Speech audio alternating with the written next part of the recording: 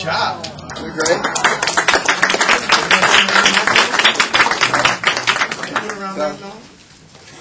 How many have been here 20 years ago? Thank you for coming. Mark Becker, ladies and gentlemen, big round of applause. 20 years. Here we go. It's all about staying in the game. Actually, this is Mark's. Mark started this actually in 1990, and I started doing this in '92.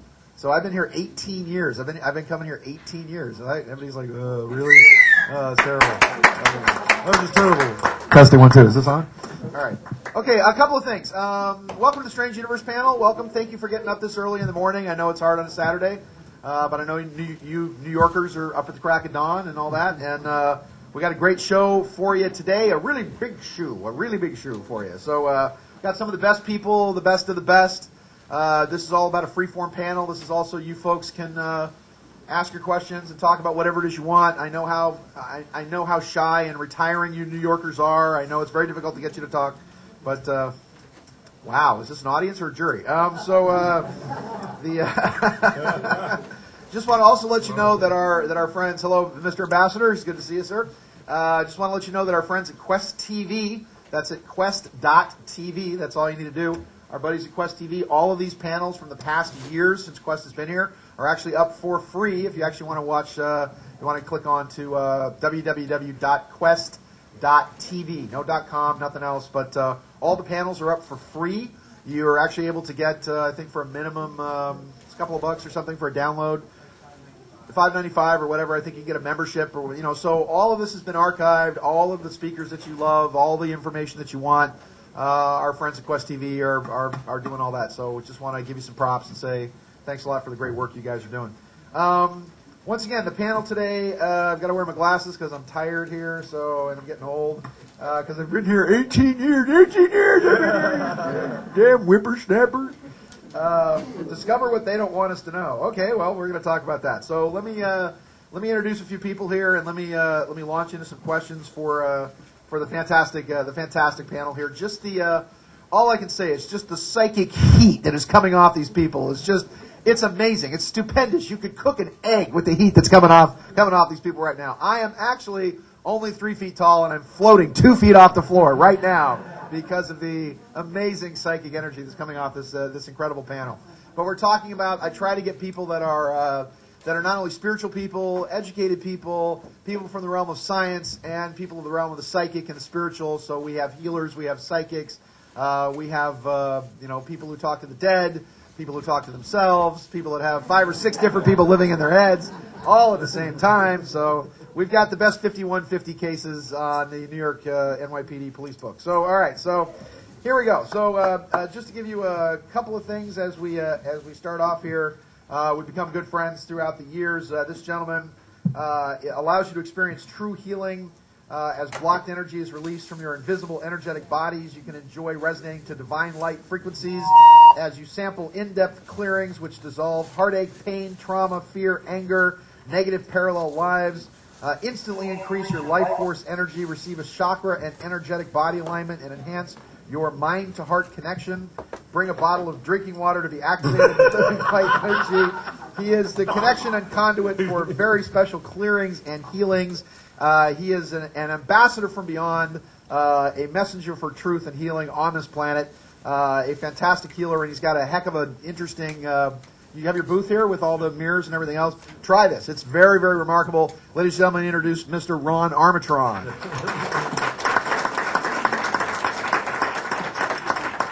This next gentleman is this your first time on the panel, George? Is this your first time here? No, second time. This is the second time on the panel. We've had him here before.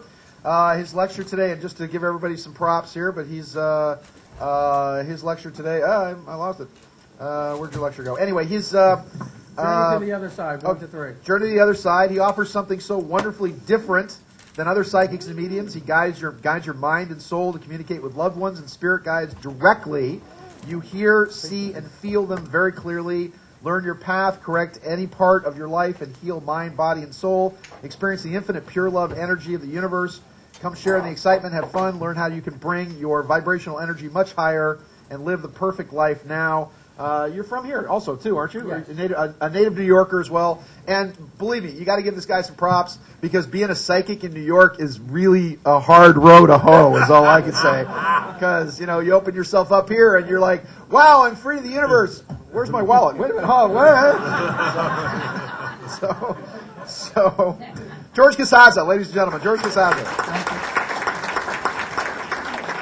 Our next guest truly needs no introduction. So moving on, where are we? He was the star of the show. We were in Los Angeles at the Conscious Life Expo, and we were shooting a documentary feature called "The Science and Spirit of 2012."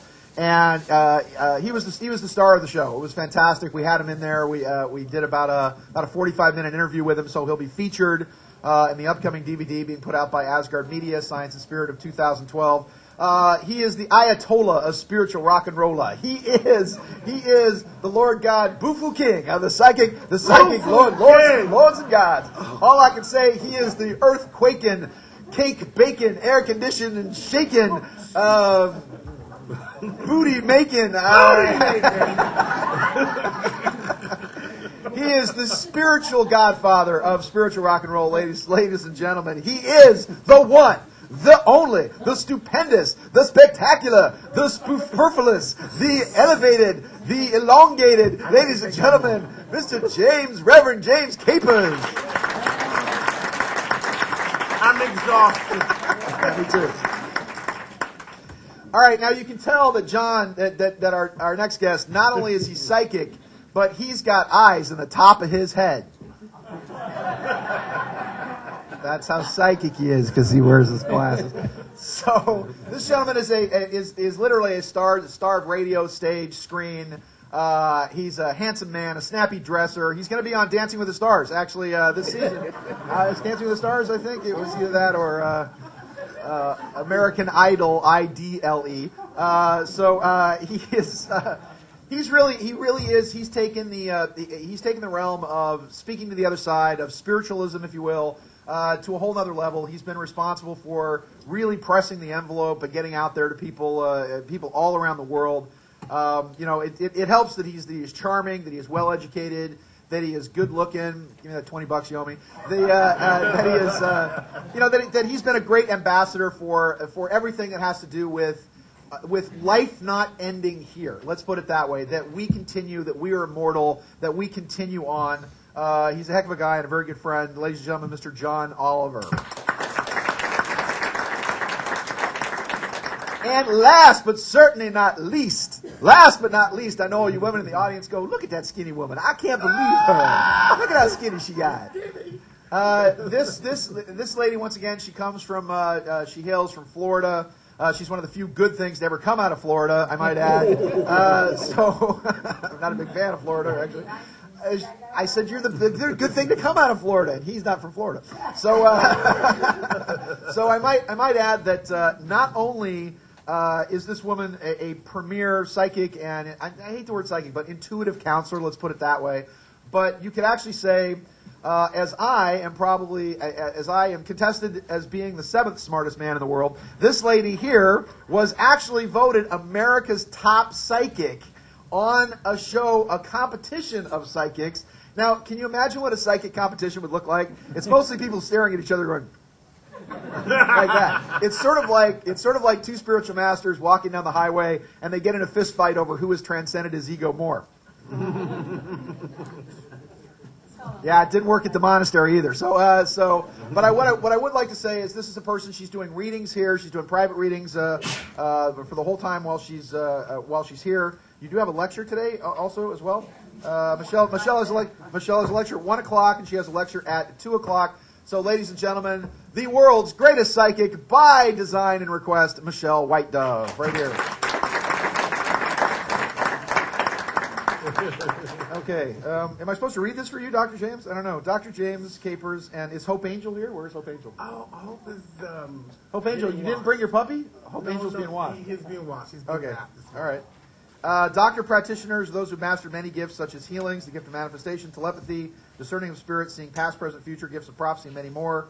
given into gifted practitioner will be 36 gifts of power. 36. Yeah, that's 36 gifts of powers.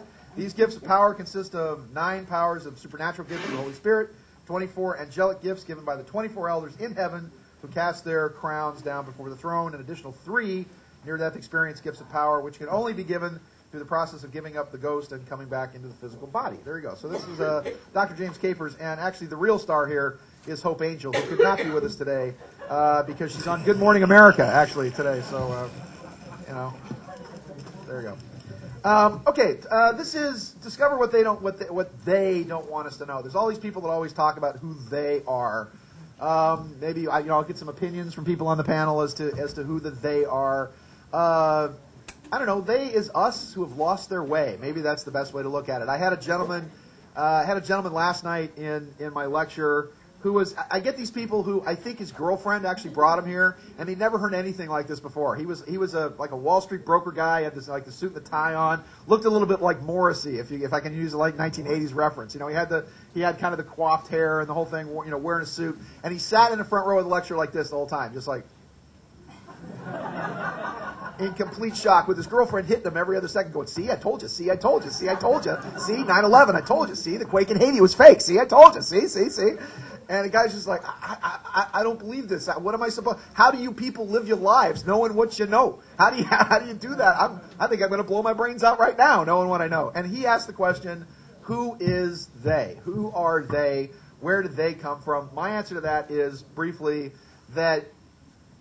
We are the elect. We are the angelic. This is not really our planet. You guys have figured that out by now, right? That there's kind of some dark and evil things that go on in this world, and it is for us to bring the light, not be the sun, but at least reflect the power of the sun and the light and the power of the Holy Spirit in so many different ways. So actually, let me start with we'll start with Ron actually, because we'll just go down the line here. You guys are going to have to share the microphones a little bit. I'll use this down here if you guys want to. Kind of pass it around. Actually, if you want to move that one down this way so we can sort of actually take that microphone and you guys can sort of share it over here and then figure it out. Now, Ron, you probably have some good opinions on this. I mean, let me ask you, who do you think they are and why don't they want us to know certain things? I know you've got a good answer to this.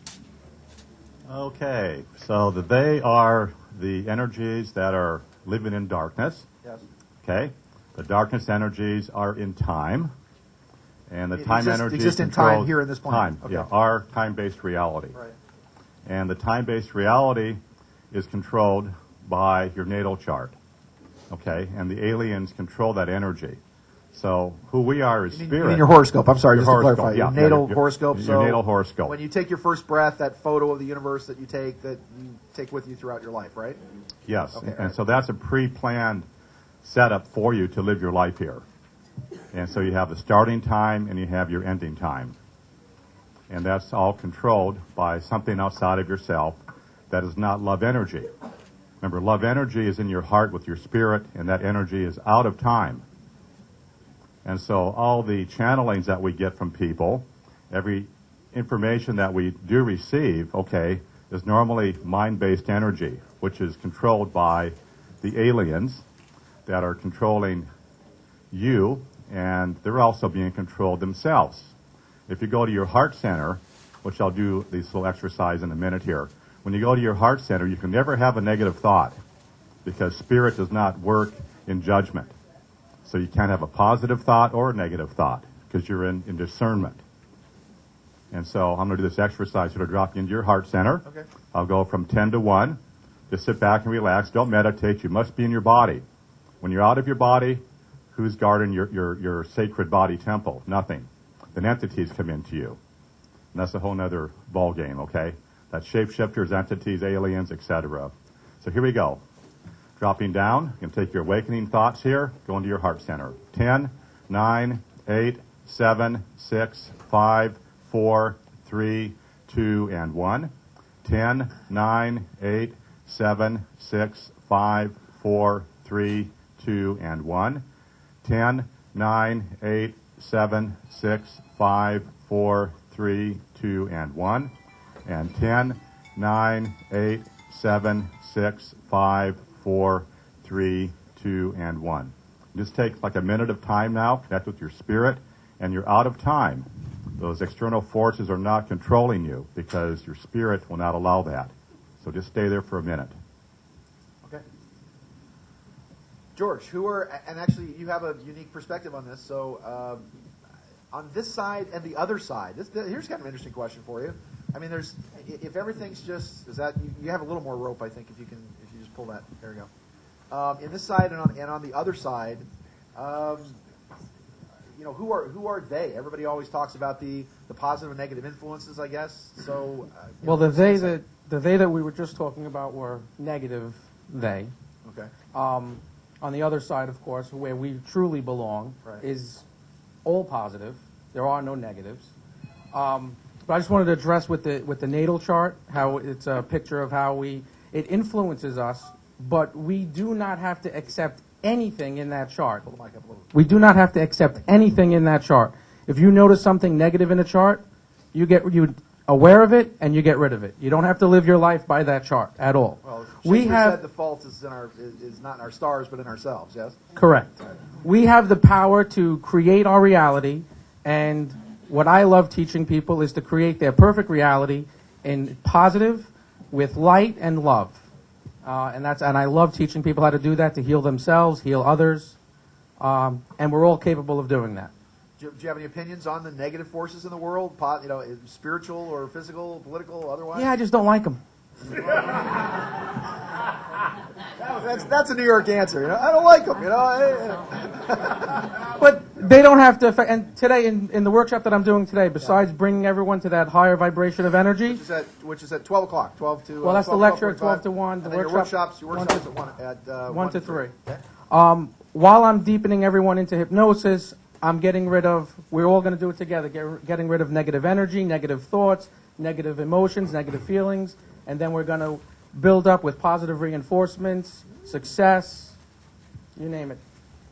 And then I'm going to separate, when I have you in a deeper state of hypnosis, I'm going to separate your mind from your body, okay, and bring you to that higher vibration of energy. Wow. Sounds fun. You'll receive messages. So each one of you will get something different. You'll receive messages. You'll see your loved ones, perhaps, if they're available, spirit guides, face-to-face. You can see them, hear them, feel them. If you have any questions before you go in, they will be answered.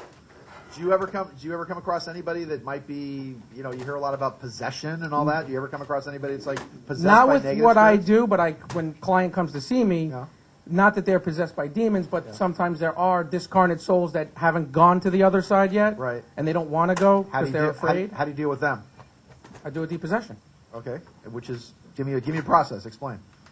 Discover that someone else is in there. Yes. Have a conversation with them. Describe the other side. And let them go. I let them go to the other side so they know that it's safe for them. Because a lot of people think that some people, are still afraid of sins and that, they're going to go to hell. All right. It's not the case. So whatever they some people think they get sent. They think they're in New Jersey, basically. Right. So with the Jersey Shore. Right. The Jersey Shore. I'm possessed by Snooki. Oh no! I want to drink and make out with ab guys. But where actually see the show, Reverend James. It's a show. But where I guide you, there are no negatives. Right. You can't even experience a negative where I bring you. It's just a positive place. Cool. Thank you, George. There he is, George Gaselis. Very nice. Actually, why don't you toss? I don't think there's enough rope on that one, so why don't you toss this one out? Reverend James, we're talking about, again, what they don't want you to know, and let's talk about, I know you have a lot of opinions on who they are and how they influence whatever it is, and who the heck are they, anyway? Good morning, everyone, and thank you very much for coming out today. It's so lovely to see so many of you coming back every year and coming to see what we have to say to you. There's so many good things happening.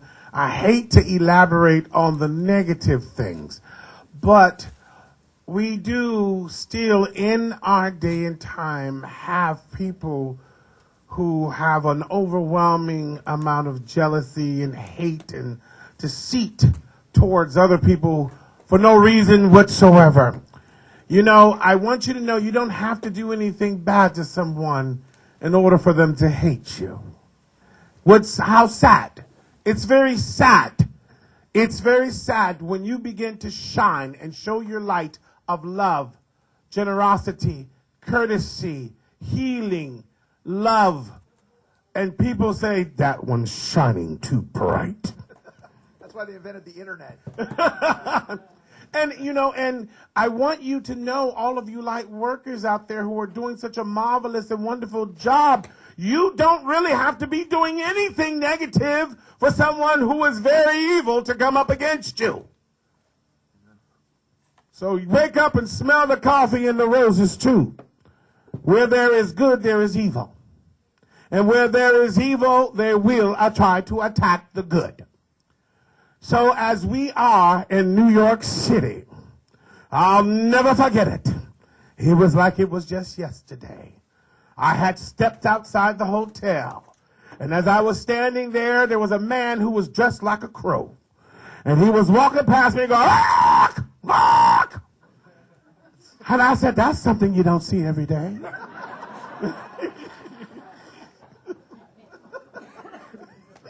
I said, he's got crow feathers up in his head, and he's walking by and he's crowing. And I said, what does that mean? And then as I stood there, oh, it wasn't a crow, it was a raven, I'm sorry. And because he had the long, crow's feathers are shorter than raven feathers. Ravens are much larger. And he had raven feathers. And I said, what does that mean? When somebody comes by you and stands and starts going, "Hawk! Hawk! Hawk!" And I said, it means that it's time to learn clairvoyant defense and spiritual light defense. Because there are people who are demonically possessed or spiritually possessed that are not in control of their own selves. And sometimes, whether it's drug or alcohol induced, it's still true. And whether if it's a loved one or it's someone far away, we must learn how to deal with them as light workers. So this is practical, something practical use to give you today. And that is always do shielding and protection. Take your finger like this. Put it out. Now put it up above your head. Now visualize a purple pyramid. Induce yourself, and it's coming down. You're the center part of a purple pyramid. That purple pyramid is shielding and protection from all negativity. And once you put it up and see it, you can put your hand down. You're now shielded and protected in light.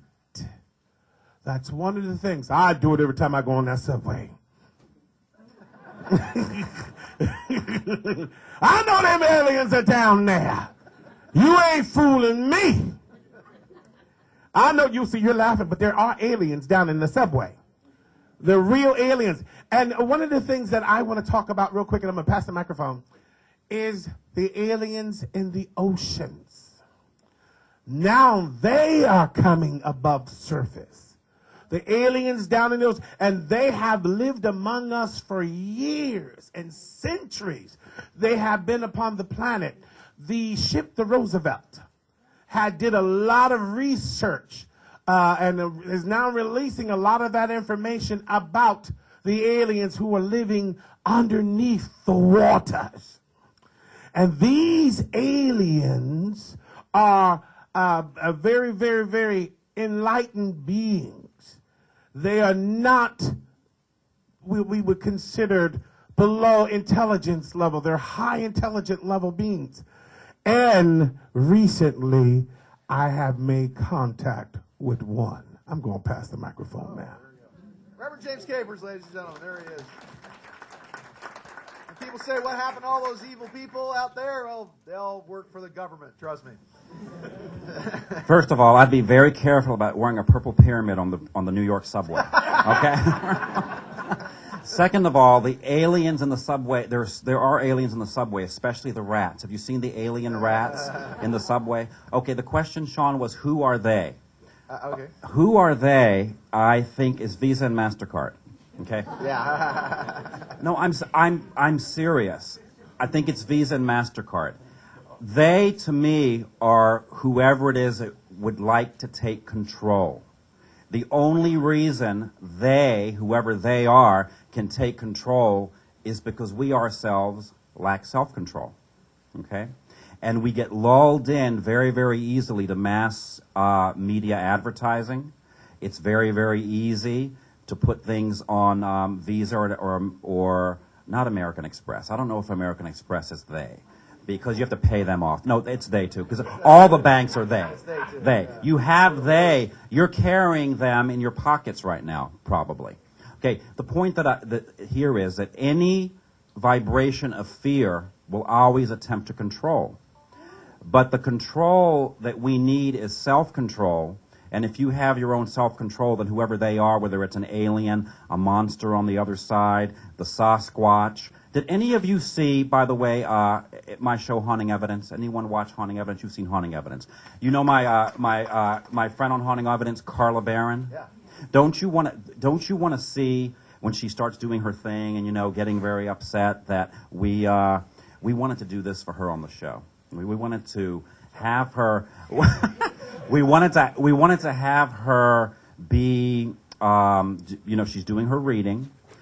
For some reason the production assistants have to get away from her, you know, area and go and, you know, fix a light or something. And then, you know, when she hears the noise because of the haunting and she does that, you know, that reaction. We wanted to have the Sasquatch waiting in the woods for her and have Ashton Kutcher come out and say, "You've been punked."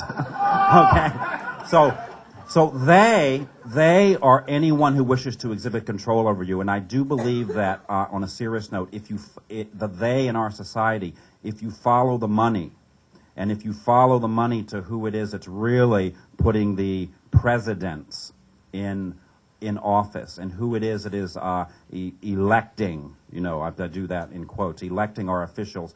To me, they are the they, and the only solution to it is to turn within to our own light. And, you know, I'm teaching psychic self-defense today, but in real life, meaning on the third dimension, I'm also a black belt in a martial art. And one of our tenets is self-control.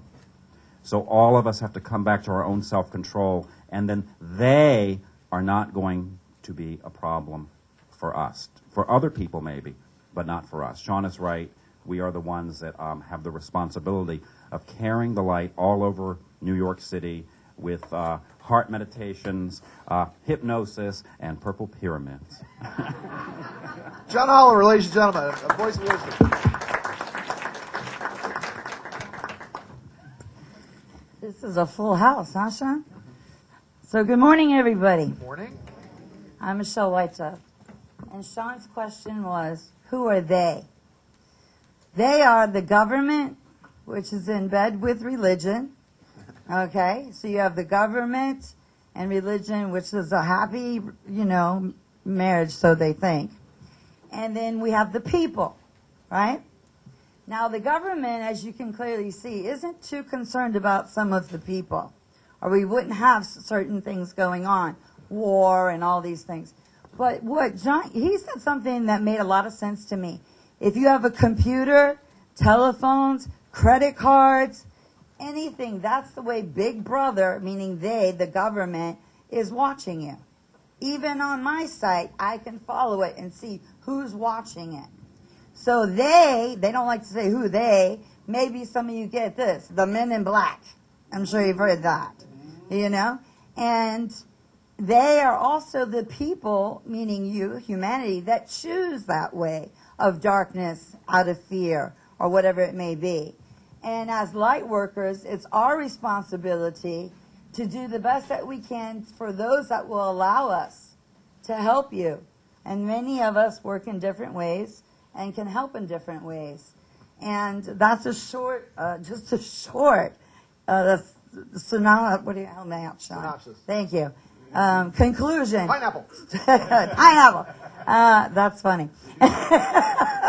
It really is. So, you know, with this United States, we were supposed to have the freedom of speech. Well, what happened to that? You know, just because you're looking at Channel 7 and what you're seeing doesn't mean that's truth, believe me. Okay? Just because you read something in your newspaper, wherever I am in the world, doesn't mean that's truth. Right? There's he said, she said, and the truth in the middle.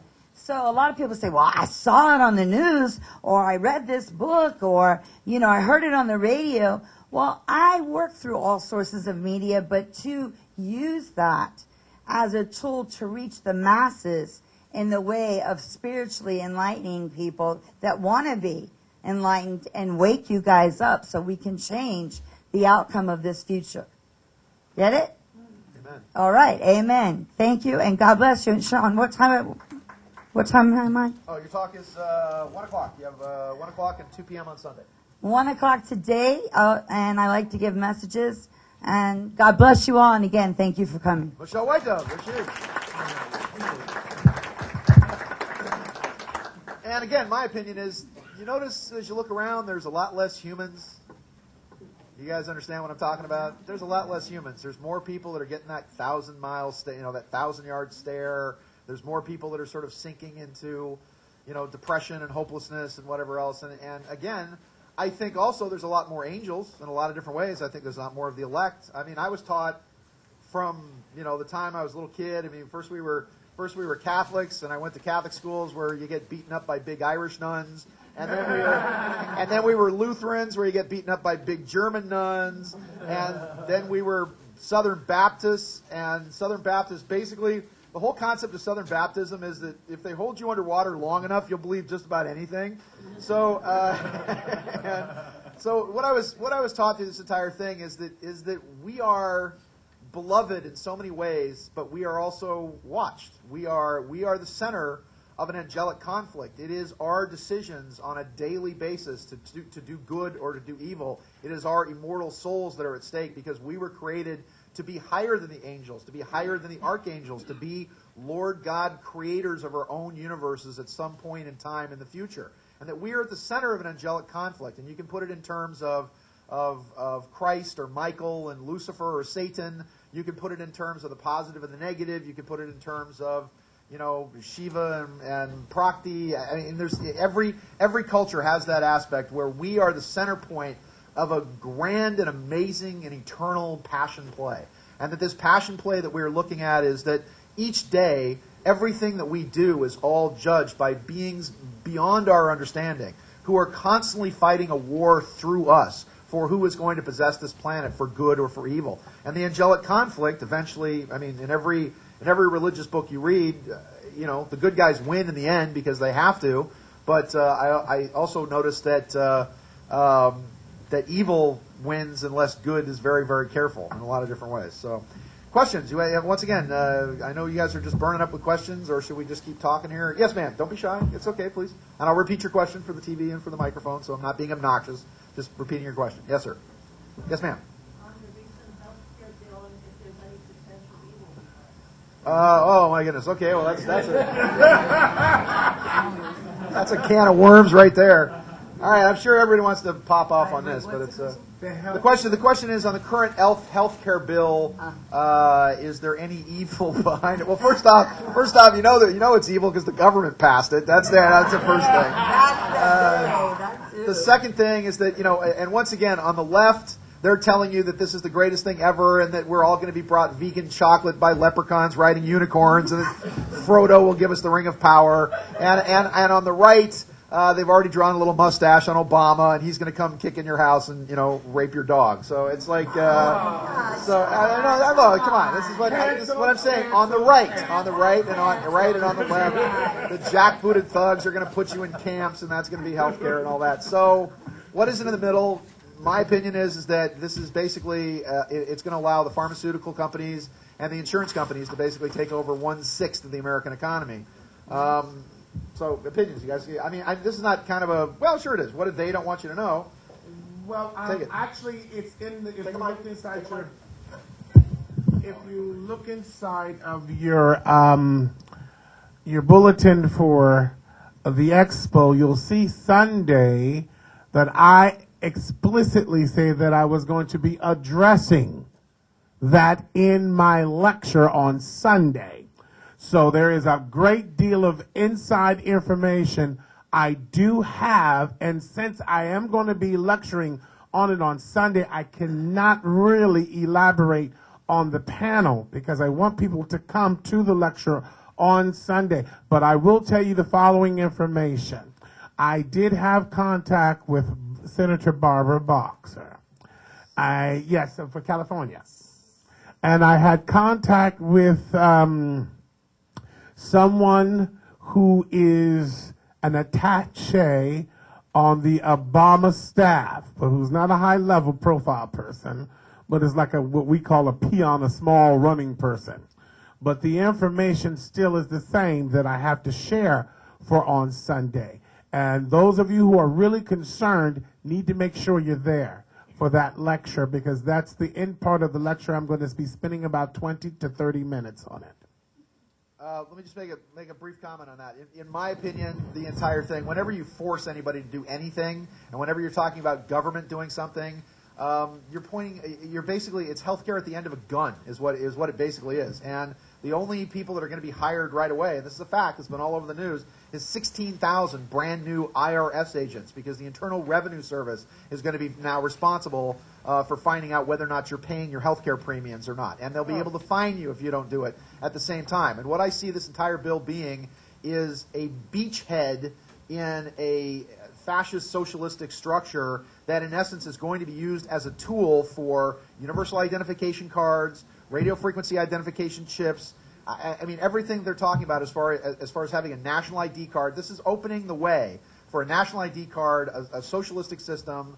Everybody talks about the healthcare system in Canada, but you have to have a standard national card. You have to have the national ID. These are all things that are going to have directly to do with under this new healthcare bill, which may or may not be repealed whenever the next president gets in, or quite possibly when the tables flip in 2010. And again, what are they going to do? Give things back over to the Republicans who screwed the country up, even worse back in, from 2000 to 2008? Sure. Again, something's got to happen. There's got to be something to break, because people are realizing that it's becoming the Republicrats and the Democrats, and it's Socialist Party A and Socialist Party B. And the Republicans the Democrats will take you to hell in a handbasket, but the Republicans will take you there in a shopping cart. But hell is the ultimate destination. And this country, everything that I've looked at as far as the astrological charts for the country, and I'll talk about this in my lecture, is we're going broke. This is not something we can afford. We're talking about, there's only $75 trillion worth of stuff in the world, and the gross national product of the United States is only about $16.5 trillion. That's the GDP of the U.S., and already the federal budget is closing in on $14.5 trillion. Do the math. I mean, we can talk about spiritual airy-fairy stuff all day, but if you just do the mathematics on where the economy's going, we're looking at going broke. And let me put on my El Predicto hat here, and I'm going to talk about this at 5 o'clock is my talk, and I've got this fantastic PowerPoint presentation for you guys that I put together, which will just blow your minds. But we haven't seen the end of the swine flu either. So what's going to happen is that you're going to have a return of the swine flu, a return for demands for vaccinations. It's going to happen in June, in which you're going to have, I think you're going to start having some deaths this time. It's going to fade out, and then the swine flu is going to come back again at some point this November. So there's a prediction for you. So, just take a look at that. Questions? Anybody else? God, you're so shy today. Are you guys okay? I have a question. Reggie, yes. Okay, sure. they can go first. Oh, go ahead, George. Sure. Do we have to pay for the health care even if we don't get sick, if we never get sick? Yeah. I don't like that. That's the whole point. The point is that instead of doing it, because you never have to be sick, you never have to have pain more than a couple of minutes. Right, but you have to be you have to be insured, and they're using the whole car insurance thing. And the bottom line is what they should have done possibly is actually we know the insurance companies are really scummy. We know that the insurance companies have screwed over a lot of people. They should have focused on actually insurance reform to get the insurance companies to do what they're supposed to do in the first place. Instead, they're talking about the government now taking over literally 1/6 of the economy and having IRS agents. Again, and here's my grandmother used to say. My grandmother's from Blarney, Ireland. Can't you tell? And my grandmother, my grandmother used to say, Shawnee boy, woe to the man who trusts his wealth to a banker, his health to a doctor, and his freedom to a lawyer. Woe to that man. Woe to that man. So there we go. Reggie, what do you got?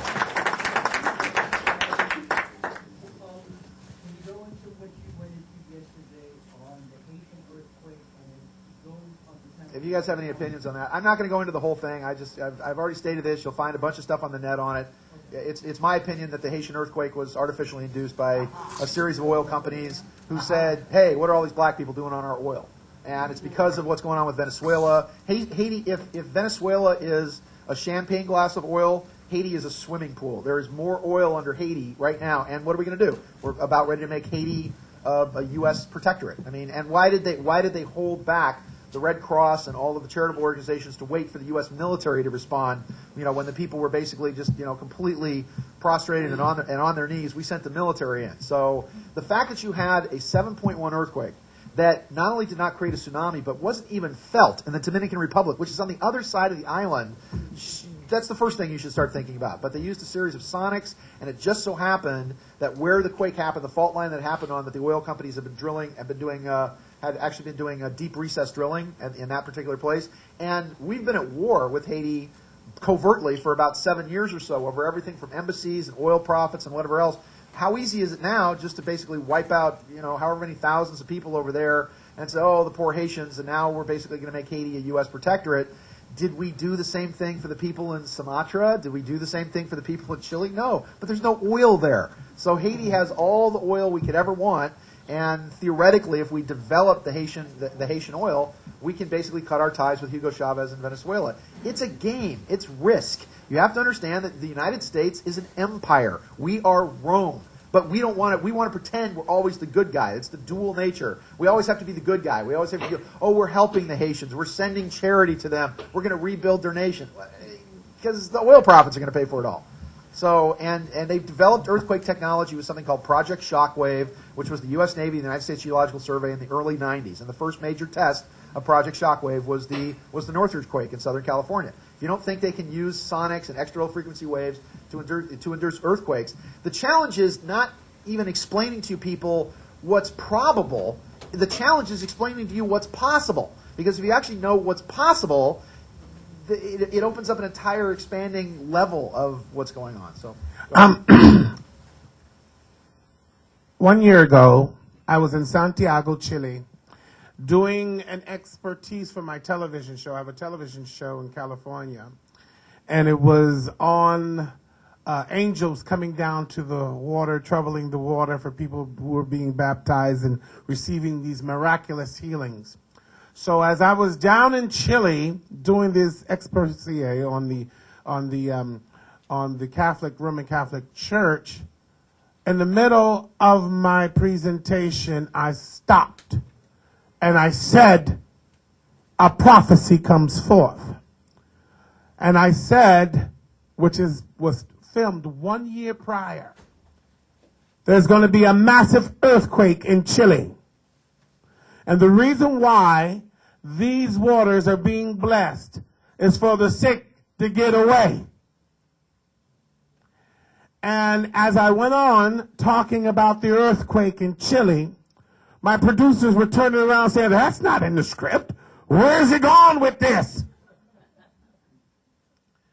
And I began to talk about the earthquake in Chile, how massive it was going to be. So one of the things that happens to people, I'm quite sure it happens to Michelle and other people who are extremely sensitive, is that when they go to a geographical location, they feel the vibration of the soil. And as I was there, I predicted that earthquake on film, so people can't jump up and say, he didn't do that. You know, a lot of us like to say, he didn't do that. But the proof is in the pudding. And one of the reasons why it was done was because people who were there, who needed to get out, and who listened, got out. They really did leave. So one of the wonderful things about the gifts is that it really, really can help massive numbers of people, not just one or two at a time. It can happen, it can really help massive numbers of people. And I agree with Sean when he said that there is technology that causes massive earthquakes, because I do believe that at one point when that tsunami happened at the bottom part of India, we were on the same accord that it was man-made. We were on the same accord that it was man-made. And I don't know about the one in Chile, because when I was there, I did feel that. But the one in India, I do feel that that was man-made. Okay. We might be in a little bit of disagreement on that one, but but let me also tell you two other interesting things about quakes as they're happening. In my presentation today at 5 o'clock, in the PowerPoint, I will show you why. I mean, I'll get out the graphics and I will show you the planetary positions of the sun, the moon, what's going on with what they call Planet X or Nemesis or another object that's about 500 astronomical units out. But each year, as we move through November, December, January, and February, I will explain to you why the earthquake phenomenon is going to get more severe as we move towards the 2012, 2013, 2014 timeframe. Because as the sun is getting closer to eclipsing the center of the galaxy, there appears to be another object that's like way out in space that we then kind of connect with that's also creating this torsion tube sort of field directing this way. I'll also show you, and I'll show you all the current scientific evidence on how the northern magnetic pole has been jammed about 600 miles east. And instead of going north, the pole's now going this way towards Siberia, and show you the scientific explanation as to why now each year the weather on the East Coast is going to start getting worse and worse and worse and worse and worse, and why it's going to start getting colder because the Siberian Express is going to start dumping, instead of into the Midwest, it's going to start dumping onto the East Coast of the United States. So that's in my PowerPoint presentation this afternoon this evening at 5 o'clock, where I'll present all that stuff to you, and I'll show you all the current scientific evidence on why. The good news is it means that the polar flip that some people were expecting to happen in 2012 to 2014 is no longer going to happen. The bad news is that the magnetic pulse that has mysteriously driven true north off course, if you will, is now shifting weather patterns and shifting fault line and magnetic patterns all over the planet. And I'll show you I'll show you photographs of the various electromagnetic HARP projects, not only here, but also in Russia and around the world that are responsible for this. Questions? Other questions? Wow. Yes, way in the back. Yes, ma'am. The beautiful, beautiful lady in the beautiful paisley top. Yes. What's your take on the Norway spiral? Oh, there one. Norway spiral. Anybody? I do. Anybody? Go ahead. Good. I like, because I actually in my presentation today at 5, I have all the photographs of the Norway spiral. I'll show you the torsion tube, and I'll also show you the photos of the pyramid UFO that actually appeared over Moscow at the same time the spiral was happening. It's okay. No problem. I love him. We love the spy. He's great. I do happen to know about the Norway project, and that was the government. So that was they. Which government and who? Exactly. Well, that's just it. No one gets to see the people that are at the top. For example, the president may think he's the president of the country, but there are people above him telling him what to do. It's a puppet on the strings. No. But all right, smarties. Is that possible? Is that possible? Anything's possible. Anything's possible. But what I saw, Shantae actually pulled it up for me, and I got mad. It was the military, and said, "Don't bother me." And so I got up and I took a look at it, and I stood back and I said, "We are in big trouble." Beep. Bad girl of spirituality. The point is that then God said, "Oh, so you guys think that my children, meaning humans, humanity, you think you're going to ruin the planet and other beings that are here living amongst us, like the Sasquatch or what do you call them? Bigfoot. There's many different names for them. No, it's not that. It's different. Be quiet. Him and his Irish self. I'm Irish too. Irish and Scottish too here, my friend. All right. So, look at this. He's loving it. So what happened, what I saw was, this is real. This is not man-made. And this was their answer, because people had it on, every type of footage, and they wouldn't accept the government's usual answer, no comment. That's what they say about anything. So they finally said, well, we were just practicing the Big Bang Theory. Well, you don't practice the Big Bang Theory with God. They actually said that? Yeah, they actually said that. Government actually said that, because the people came together Like the Norsemen, You guys know what she's talking about? Are you guys familiar with this? All right, can I just explain it so you can? Yeah, so you can- but I'm not done. Okay. But all different. I'm giving him his own medicine. Okay. All the archangels under Michael and his legions, Uriel and his legions, have come to the earth plane to help save the innocent babies. Innocent elderly people, the planet. I could go on and on. But with that, war is declared. Mother Nature is the feminine aspect of God that is cleaning house. Did anybody notice that? Mudslides, fires, earthquakes. And some of that is government. Some of it is Mother Nature and also Spirit. Saying, hey, I had enough of you children that we're going to send you back to kindergarten and start over. And then those that have picked, choose to be spiritually enlightened will shift in their consciousness. 2012 is not the end of the world.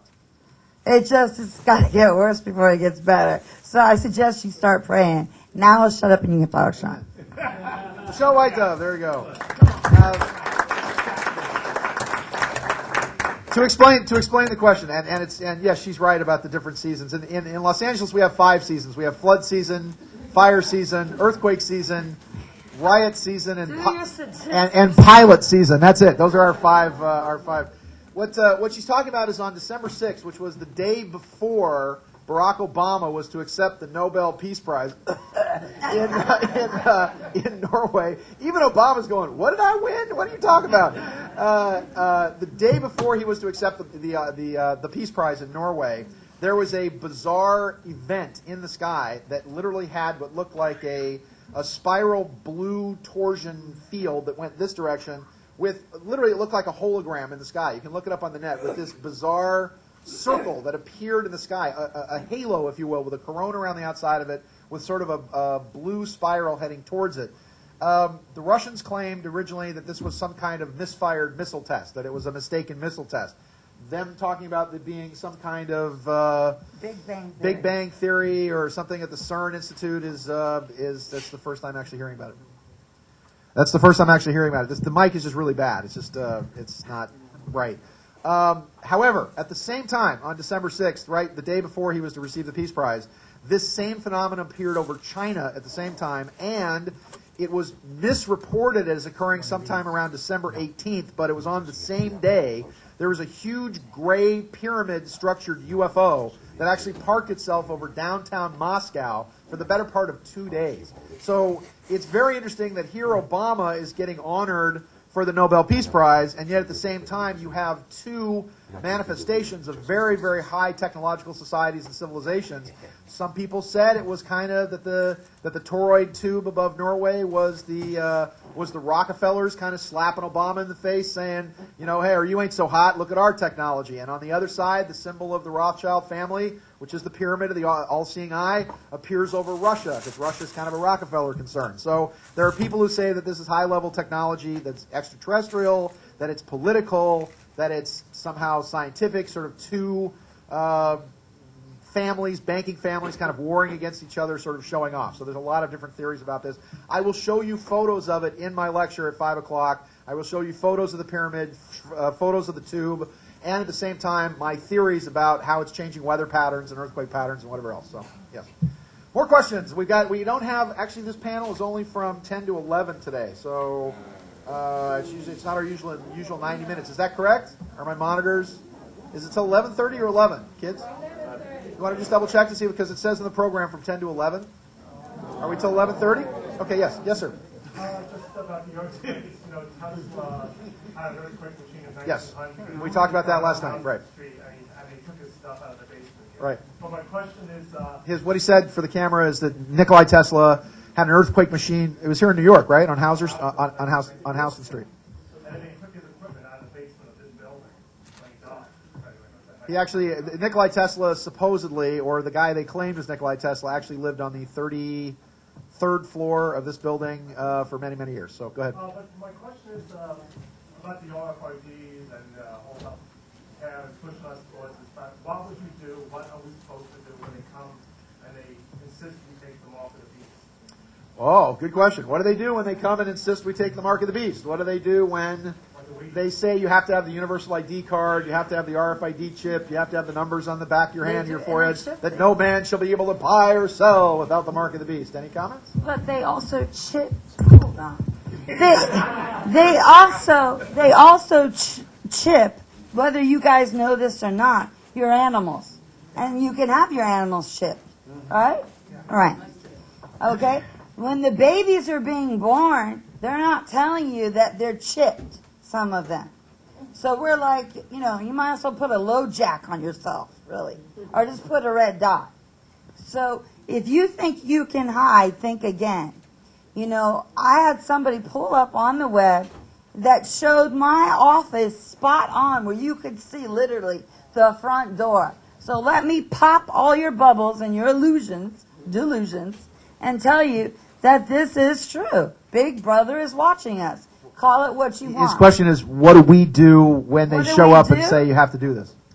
I'd say get out of the country. That's what I would say you do. Because that's what I'm going to do.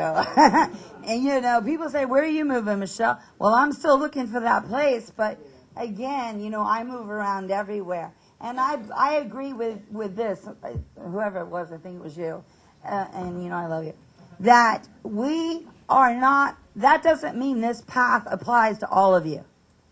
Your karma, your contract, what you're learning, what spiritual lessons. It's like right now, finally they said we're in a recession. Really? Looks like we're in a depression. But hey, our people are not getting paid, and that's why I stand for the people.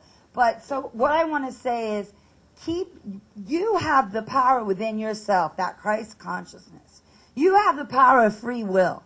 You have the power of co-creation. You apply the universal laws to your life because they never change. They come from the top. And walk your truth. And thou shalt not judge. Amen to that, huh? Amen. Thou shalt not judge. So, we're here just trying to, answer a few questions to educate you. But really the work is up to you. I could hand you a book right now, but I can't make you read it. I can stand up here and talk to you guys right now, but half of you aren't listening. Maybe you think you are. Oh, they are. But the I'm on your side. You're listening, right? The point is that it's really time for us, bottom line, to wake up. Not only for yourselves, for your families, for the planet, for whatever it is that you care and love about. Amen. And we can do it. There we go. Any other questions? Actually, let Ron talk. Take it, Ron. Okay, this is a little different here, Well, but it's can on the same. Can you answer the man's question about the mark of the beast and all that stuff? I mean, if we can answer the question. Let me first put everybody into this time and space right now, okay? Because you may not be here in this room. You might be in a parallel lifetime, okay? So I'm going to bring your, watch this one, okay? I'm going to bring your spirit here right now on a count to 10. I always count or say stronger. So here you go. 1, 2, 3, 4, 5, 6, 7, 8, 9, 10. Anybody feel their body shift in energies? Okay? Now I want to bring your body here. 1, 2, 3, 4, 5, 6, 7, 8, 9, 10. There, now you're here. Now you're here completely. Now you may have not even been here, like Michelle was talking about. Some of you not even be listening, okay? You may not even been in this room. How many of you have lost your keys? Lost a coat? And then all of a sudden it materializes out of nowhere, maybe in a day or two. So, the they out there, okay, I always use the term aliens. That's who is controlling the governments and everybody on down. So it's all a control mechanism, okay? It depends how high you want to look at this here, okay? And so the whole process is to get into your heart, to get out of time. Now when you're in time, then you're in karma, you're in everything else that's here. When you're out of time, you're in spirit. This is all that I talk about, is to be out of time. And I'll take you out of time briefly here. Ready? Here we go. 1, 2, 3, 4, 5, 6, 7, 8, 9, and 10. If we can just hold this space for 30 seconds here, you're now out of time. How do you feel? Can you sense your body changing right now? Because you're not controlled now by the energies coming into this room, being beamed to you from extraterrestrials, from cell phone towers, from whatever else is out there. You're now here right now. And I'm going to turn off your DNA right now so you can be actually a spirit in the body. Here we go. 1, 2, 3, 4, 5, 6, 7, 8, 9, and 10. There. You should feel a tremendous shift in your body right now as all your stuff is being taken away from you.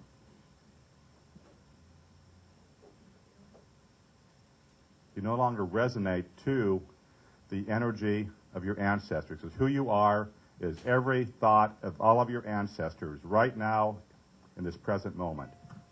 You're thousands of lifetimes. You're your relatives, okay? And that's your consciousness. To get out of that process, you have to be in the present moment. And that's the whole process, is to be cleaned out enough to have the energies get out of your body so your spirit can come into your body. This is what I do for people. And I have a event at 12 o'clock. Okay, there we go. Ron Armatron. Sir, to pay respect and honor to your question, let me answer it. As far as what do they do when they have the mark of the beast, let me give you some interesting things. Let me give you the prophecy aspect of it. Number one, the prophecy aspect of it is that if you look in the book of Revelations, it's somewhere around Revelation 17, I think, they say that those who take the mark of the beast actually within a period of time develop horrible skin diseases. The skin begins to bubble, it begins to boil, they begin to wish they were dead. All of these things occur for everybody that actually takes whatever the mark of the beast is. Looks very much like radium or lithium poisoning, actually, which means that if they do some kind of mass marking of the population, the chips begin to leak whatever the power source is, number one. Number two, most of the people, and what I talk about politically and otherwise, have to learn how to reclaim their own sovereignty. You have to start to understand that you're in a sovereign state of New York, in a sovereign county, under a constitution that is not corporate. And again, you'll notice that what's happening with the health care bill, they're all talking about, hey man, we're sovereign states. This is a violation of the 10th Amendment. The 10th Amendment says specifically anything, the powers of the government that are not specifically enumerated in the Bill of Rights and the rest of the Constitution are reserved for the states. That's why 37 states are all banding together to sue the federal government over the health care deal. You're going to have, let me give you an idea of the revolt that's going on out there right now. For example, the Drug Enforcement Agency was 3 weeks ago was kicked out of the state of Colorado. You know why? Because Colorado passed Amendment 20. I'm not a big fan of it, and has to go to states' rights. Amendment 20 is they made it legal for the growing, cultivation, and distributing of marijuana for medicinal and recreational purposes in Denver, Colorado, and they told the DEA to get the hell out. Oklahoma told the Department of Alcohol, Tobacco, and Firearms to get out of the state of Oklahoma because they were no longer going to enforce federal gun control laws there. So piece by piece by piece, the states are starting to stand up on their own hind legs, starting to realize that they are sovereign states with sovereign counties, with sovereign citizens in those counties that are not beholding to the dictates of a small group of scumbags in Washington. So the bottom line here is that what do? You've got to reclaim your rights, but the way you do that is you have to file. You have to announce to the world. You can't just say, I'm a sovereign citizen today. I filed papers with the state of California that I had apostilled by the state that said a reaffirmation of my expatriation to say I am not a citizen, small c, of the corporate United States, but I am a sovereign citizen of the state of California under the Constitution, under the sovereign county of California, under none of the corporate guises of de facto rather than de jure law. So you have to study to show yourself approved. Freedom isn't free. And the whole point of freedom is that you have to start studying what are your rights as a person, what are your rights as a human being, and what are your rights, especially you folks in New York. You're all used to standing up and saying, no, I don't want this. This is not something I want to do. But if that happens, and let me ask you this, sir. Do you have a Social Security card? Yeah. Wouldn't you say that's the mark of the beast as well? You've been numbered by a government entity. Do you have a social? I can tell you any number of numbers of marks of the beast that you've taken. You have a passport. You have a driver's license. You have a Social Security card. You have all kinds of contracts that bind you to their control, making you a beneficiary of the state. Do you not? Yeah, but I control the way and actually. Can you? The law put me on our beach ship. Yes. That tracks you, a GPS tracking device. Right. I think know exactly where you are. Right.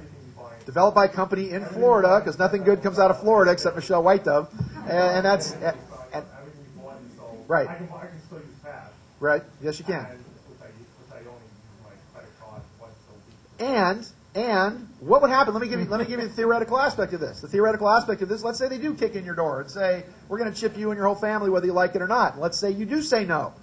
Let's say they turn around and say, well, you can't buy or sell. You can't get a job unless you've got this chip. You can't do all kinds of things. What do? You're going to have to rely on what? What you know and who you know. Your friends, your family, and you're going to have to rely on the people in this room. Look around, kids, because you are the elect, and you as the elect will come to the defense of other angels. It's going to be about all of you forming communities of people, standing as a corporate body, if you will, saying, no, this will not stand. So there it is. So, all right. So Very good. More questions? And living in the light, everything you need or want will come to you. So don't worry about the mark. Don't take it. But that's recreation, they said in What's that? for medicinal and recreation. I'm sorry, I don't understand. Marijuana. Yeah. Colorado. No, that's the Amendment 20 they passed. And again, the feds are going crazy.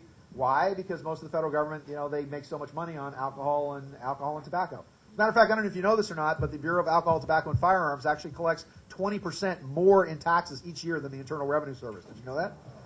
Did you also know that a 1040 bill, actually, the reason you're fined for not paying your taxes is because you are classified in your IRS master file as a drug dealer or gun runner? What? Yep.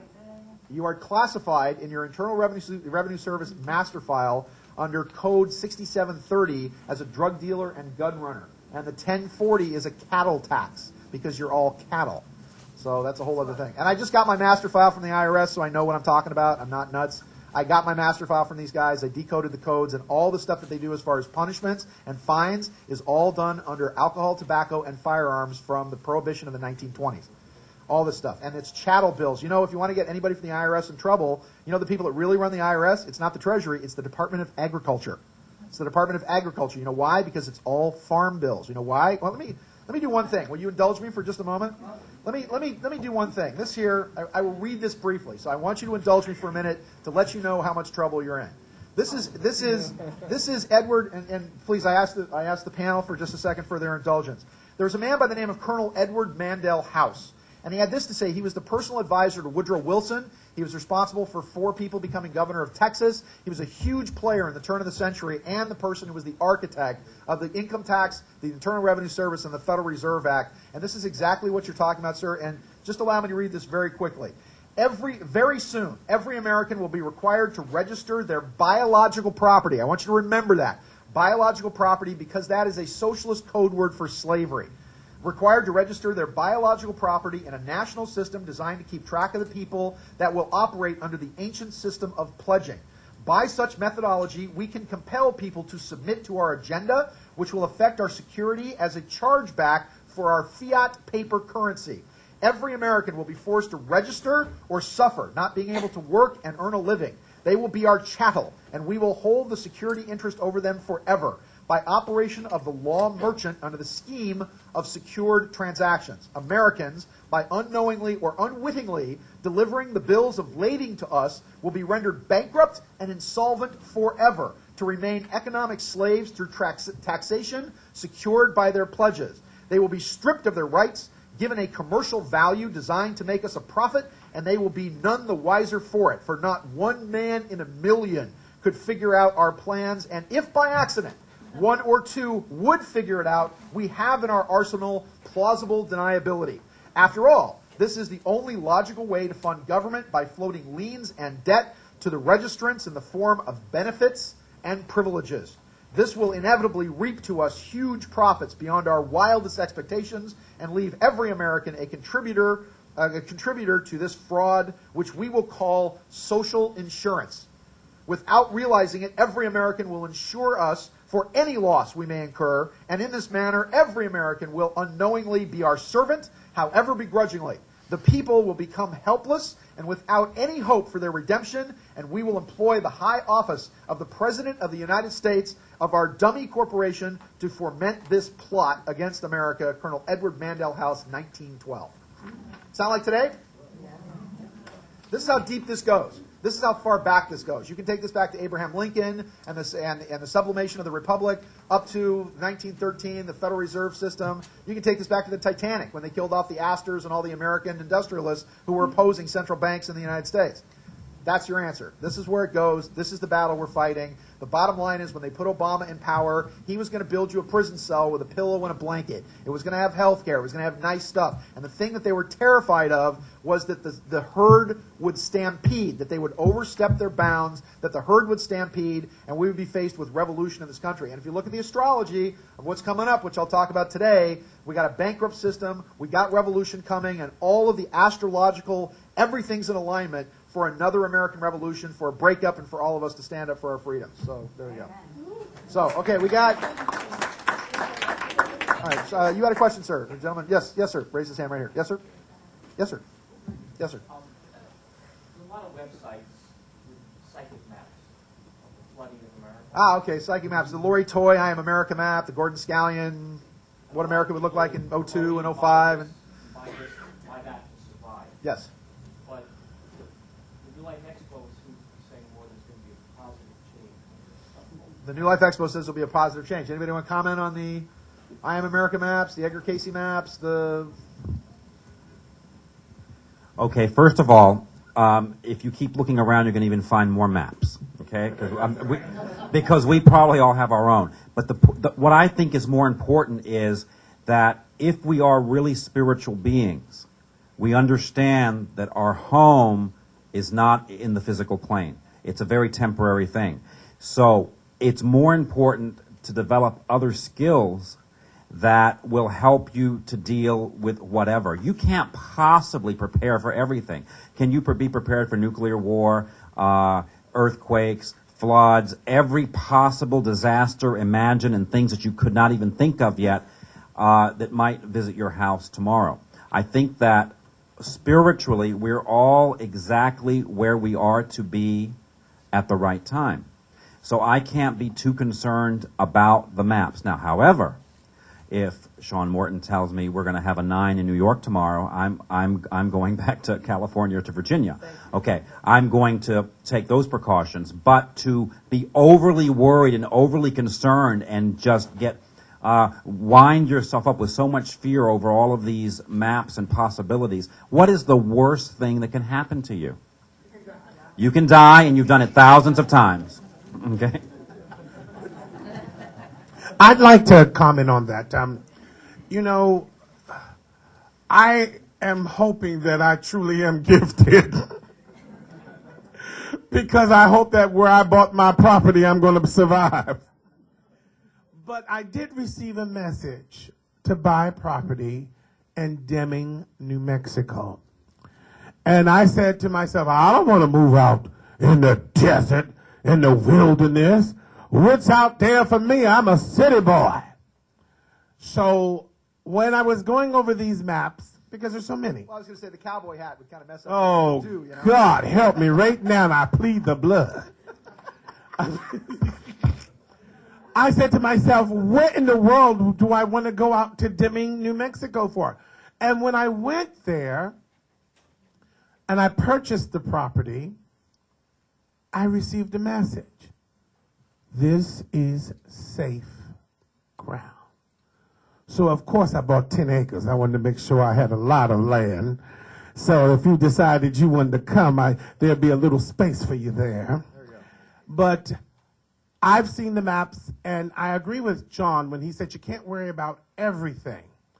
But it's nice to be prepared for some things.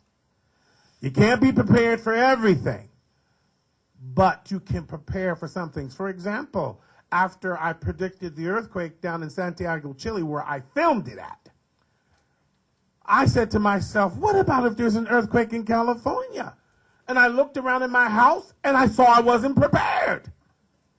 So I went out and I got flashlights and a CB radio and water rationings and a medical kit and lanterns. Well, of course. But actually, no, that's not right. I don't feed Hope Angel dog food. I feed him regular food.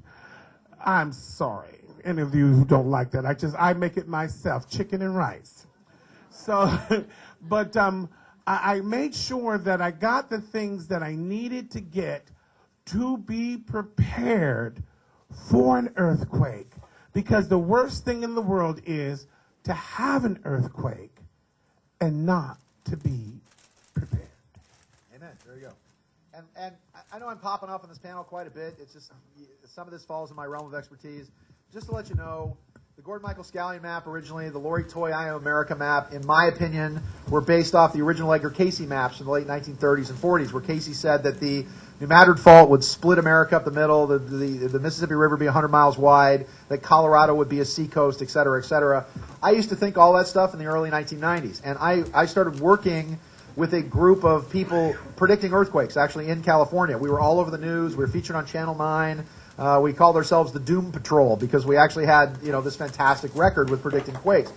What I can tell you also is that when the Landers quake occurred on June 28th of 1992, after that quake, there was some kind of direct intervention in what was going on. I can tell you that because people have done the work, because people have said the prayers, because people have gone to the vortexes and dedicated themselves to communicating with the earth and with the planet and whatever else, that we've shifted the timeline. The timeline has radically shifted. We should be in a much worse space than we are now. Thank you, 10 minutes. A much worse space than we are now. And the reason I started printing my newsletter, the Delphi Associates newsletter, in 1990, in March and April of 1993, was because everything that we were getting was that the maps were clear, that everything had shifted. We were on another timeline, and I was the only one that was standing on the rooftops with my hair on fire saying, because I knew people moving out of California because of Gordon's predictions. And to tell you the truth, Gordo was, he was the Mac Daddy of earthquake predictors. He was like 10 for 10 for a period of time.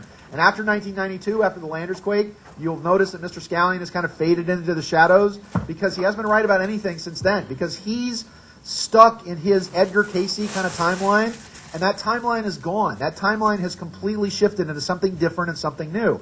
Never, ever, ever judge the importance of the battle by the size of the battlefield. Again, remember I'm talking about the angelic conflict? It's about what we do every day. It's about our choices for good or evil. And instead of this, and since we only got 10 minutes, I'm going to hand this off to everybody to make their final sort of parting shots here.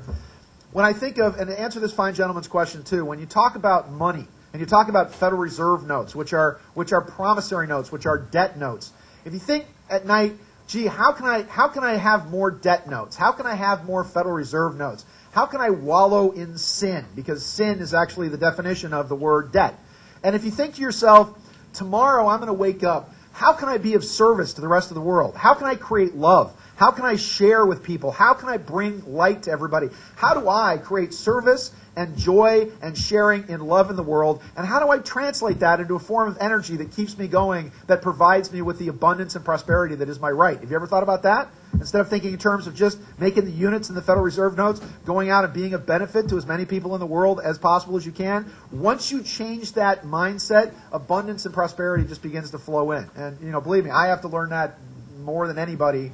And, all the mistakes that I made over the last couple of years in trying to be a person of spirit and a person of money at the same time, rather than providing what I had hoped would be spirituality and sharing and giving and growth to a whole bunch of people, just turned into a big nightmare because I started using my abilities to just collect units rather than losing sight of the fact that it was all supposed to be about creating community and spirit and joy. So things have shifted, sir, and things have shifted because of you, because you, the elect, have said the prayers, have done the meditations, and have done the work to create the reality that we want rather than the reality that's being handed to us and the reality that we were going to get originally. Does that make sense?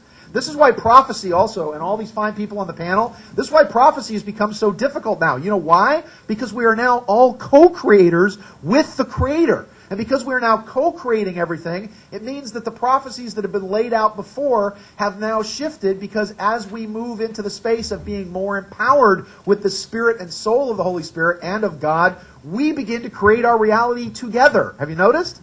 And so that's why things have shifted. That's why things have changed. That's why the dark doom and gloom scenarios of the movie 2012. Although I do notice in 2012 you can survive the worst natural catastrophe if you have a limousine and a Winnebago, apparently. So, I did not realize that you could outrun a pyroclastic volcanic flow in a 1978 Winnebago. All right, let me hold on. All right, so hold on. We got yes, my dear. Let me ask. You can ask a question. You have a what? I'm sorry. Checking account. You have a checking account at Citibank. And I got a letter the other day that said, I don't know if it's state or federal, saying that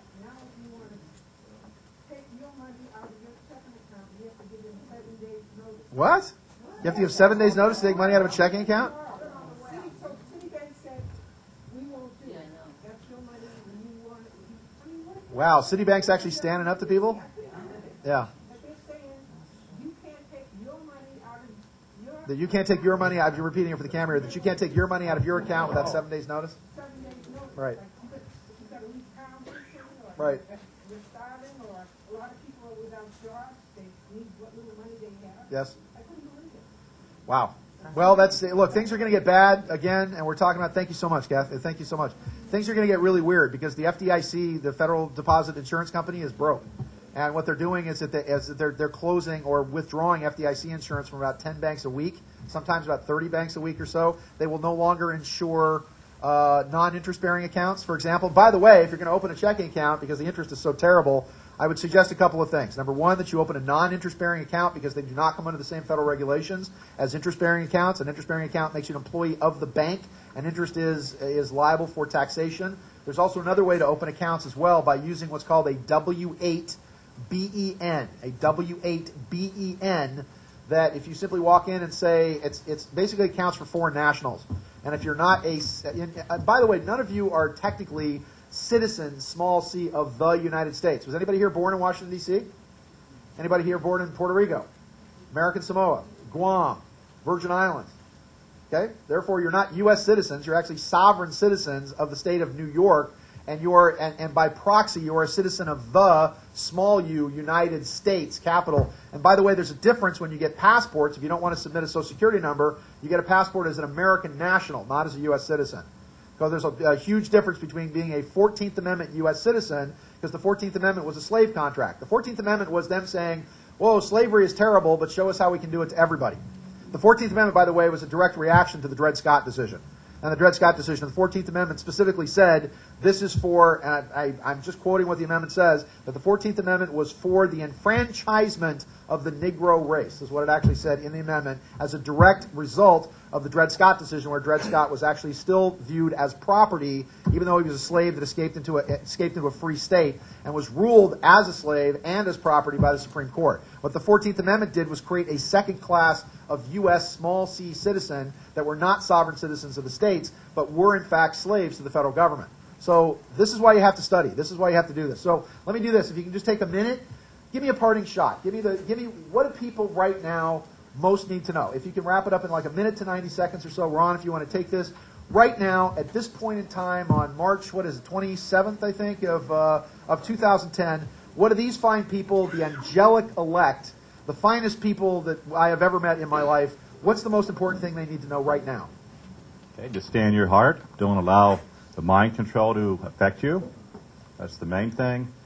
Don't get caught into the light of the darkness, which is the false light brought to you by the churches, by the aliens, by the energies that are transmitting the stuff to you. True light doesn't judge anything. And you don't want to get caught into the other side energies, because that's the light of the darkness. The light of the darkness is here to fool you. So you want to stay in your heart. Don't pray outside of yourself to become prey to the alien gods. Don't go to a church, because as soon as you pray, you're connecting yourself to an alien life form, alien species, and they'll connect with you. I'll just do another 30 seconds here. The movie Avatar, I take off these energies out of people, extraterrestrial energies, invisible ones. The most common one, the worst one, is the jellyfish energy. In the movie Avatar, what's in there? The jellyfish energy coming in, connecting to the life forms. You have their spirit tree, the tree of life, whatever they call it. Jellyfish energy is coming down. And what do they have on their necks? A link for mind control, going into another species, okay? And that's the same thing. This is how the aliens are connecting to you. And this is why you probably want to have your crown chakra closed off. I'll be doing that session on my website in about a month from now to actually disconnect you from alien life form energies by closing off your crown. So I have a lecture coming up at 12 o'clock. I'll be at the ARE Center next week, Wednesday, Friday, and Saturday. If you're interested, come and see my booth, booth 223. Thank you. There you go, Ron Arbitron, ladies and gentlemen. George, take it away. All you need is love. That's all you need. That's it. Wah, wah, wah, wah, wah. Thank you.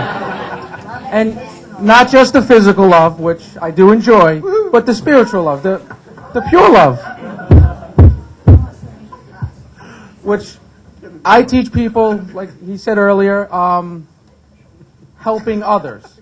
And it takes 5 minutes a day, once a week perhaps, where you could dramatically heal other people, including yourself, living in an elevated vibration of energy throughout your everyday life, and you won't be concerned so much about everything else that's going on.